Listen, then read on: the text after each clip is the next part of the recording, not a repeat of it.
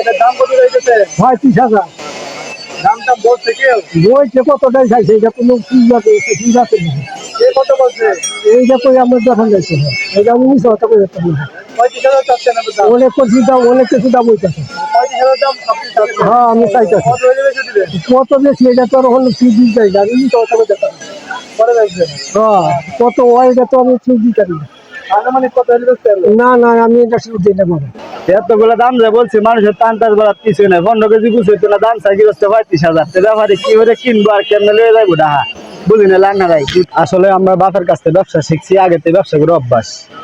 যখন এইবার যে পরিস্থিতি, বাজারে যে পরিস্থিতি, ছাগল কিনতে ইচ্ছা করে না, কিন্তু না কিনেও পারি না।